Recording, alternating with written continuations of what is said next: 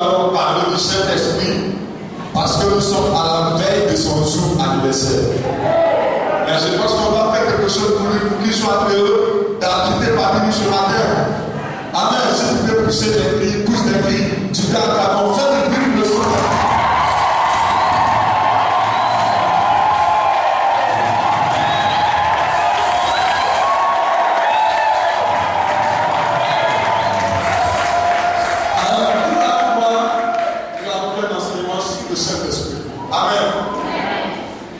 Vous savez, le domaine spirituel, c'est très très difficile. Dans l'affaire de Dieu, tout le monde fait affaire de Dieu. Mais à un certain moment donné, c'est notre volonté qui nous tue. Amen. Dieu est un esprit qui est puissant, qui est caractérisé par sa volonté. Amen. Il y a la volonté de l'homme et il y a la volonté de Dieu. La volonté de Dieu n'est pas forcément la volonté de l'homme. Amen. Ça sera, vous allez voir que les grands hommes de Dieu furent des gens qui ont beaucoup souffert, qui ont marché avec Dieu, ont été des gens rejetés, ont été des gens préparés depuis des années pour accomplir ce travail de Dieu. Amen. Plusieurs pratiques qui font affaire de Dieu, mais là sont ceux qui atteignent véritablement la volonté de Dieu. Et nous, à Mondial d'Evangelico, nous avons un homme qui a dit à Dieu, il va faire la marche spirituelle jusqu'à ce qu'il atteigne Dieu. C'est le nom de son Jéhovah. C'est que je demande à Dieu.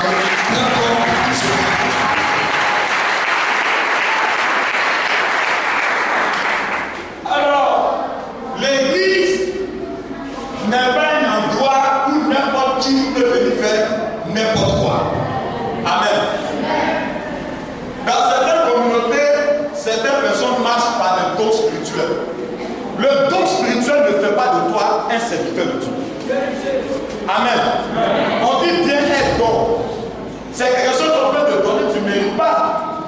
Je peux donner à ma soeur qui est là, je peux lui donner une Bible. Elle ne mérite pas la Bible, mais c'est un don. Amen. Elle a reçu la Bible gratuitement. Elle ne peut pas dire, j'ai souffert jusqu'à ce que Dieu me donne une Bible. Non, c'est un don. Alléluia. Vous devez savoir, dans cette affaire de Dieu, il y a beaucoup de demandeurs et il y a beaucoup de demandeurs. C'est pour cela que Dieu a fait un programme pour que le chrétien garde la lutte spirituelle. Amen. Vous voyez, Jésus, pendant son ministère, il était confronté aux docteurs de la loi, il était confronté aux scribes et aux pharisiens. Pourquoi? Parce que le Seigneur Jésus annonçait un changement d'air en esprit qui était prophétisé depuis le temps des Jérémie, depuis le temps des prophètes de la Bible. Amen. Alléluia. Amen. De la même manière qu'on ne peut pas prendre un jeune homme comme ça, c'est comme lui on le prend, bien sûr de faire le frère. On le prend, il fait un an à l'université, il sort, on dit qu'il est docteur chirurgien spécialisé. Qui a accepté qu'il opère? Personne. Amen. Il doit faire 8 ans.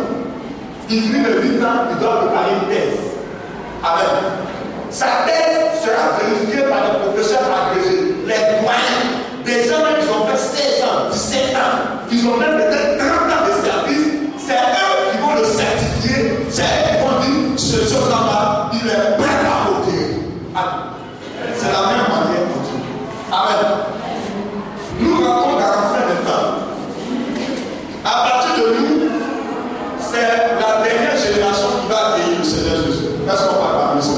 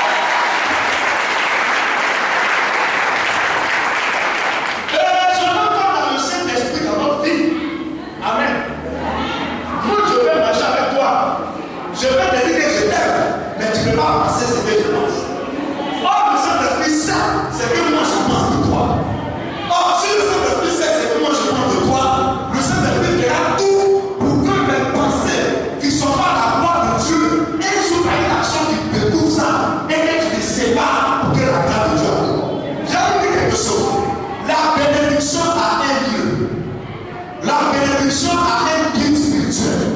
La bénédiction a un temps. La bénédiction a des amis. La bénédiction a des conditions autour d'elle. Est-ce que c'est vrai?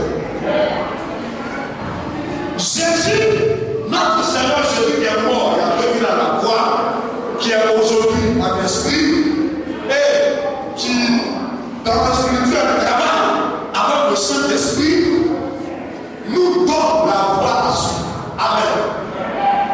Avant d'aller à la Pentecôte, on a des problèmes parce qu'on n'a pas une bonne connaissance du Saint-Esprit.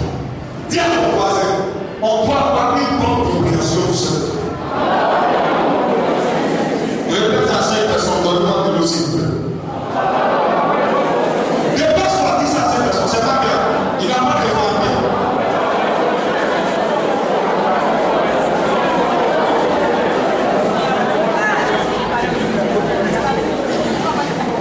Vous savez, par l'esprit, on ne donne pas tout. En esprit, on ne transmet pas tout. En esprit, on ne fait pas confiance à l'homme. Donc, c'est qu'on donne à l'homme des trucs de 50%. L'homme va penser qu'il a tout le spirituel, mais il a le spirituel à 50%. Amen. Le reste, ça dépend de sa marche avec Dieu. Et ça dépend de certaines conclusions spirituelles. Amen. On va prendre notre Bible dans le livre de l'Évangile selon Jean. On a plusieurs fois enseigné sur ce chapitre-là, mais il y a des choses qu'on va comprendre aujourd'hui. Qu'on a pu comprendre, mais qu'on ne comprenait pas véritablement. Jean, le chapitre 14.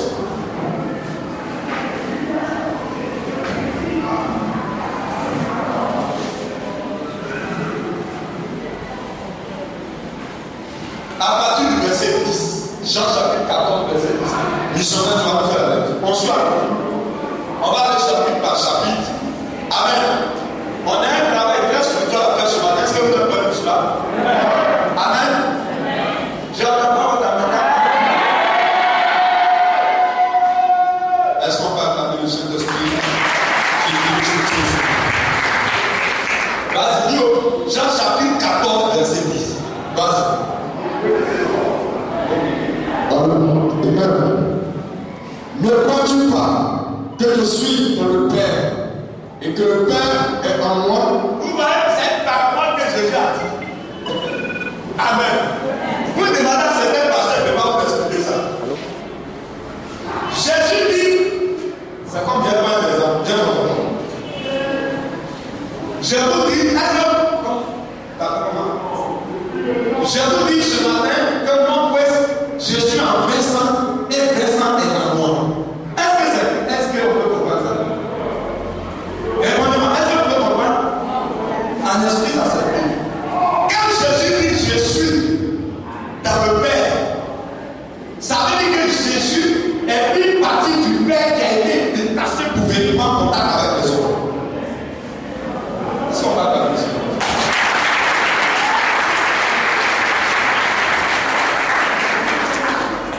Jésus est la partie de Dieu.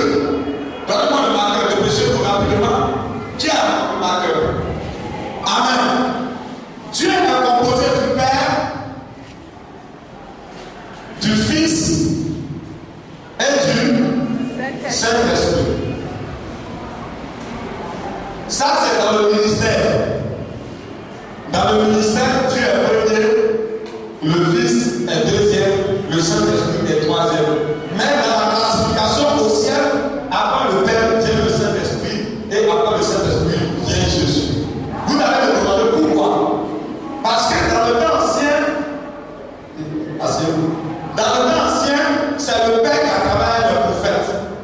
Quand tu as pris le travail des grands prophètes, Jésus est venu pour mourir à la croix. Amen. Parce que le Saint-Esprit, on dit bien, esprit qui est saint. Vous comprenez?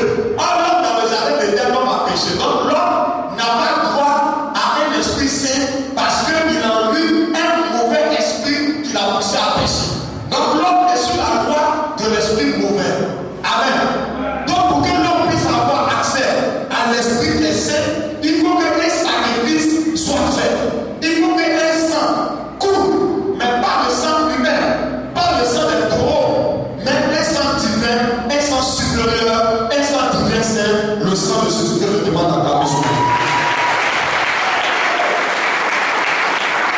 Donc, à partir du moment où le sang de Jésus coule, ce sang-là ôte tout ce qui est péché. Donc, l'homme étant propre à croire au Saint-Esprit. Amen. Répétez encore moi, Saint-Esprit. Saint-Esprit. Répétez encore. Saint-Esprit. Une deuxième fois. Saint-Esprit. Une troisième fois. Saint-Esprit. Une quatrième fois. Saint-Esprit. Une septième fois. Saint-Esprit. Une sixième fois. Saint-Esprit. Une septième fois.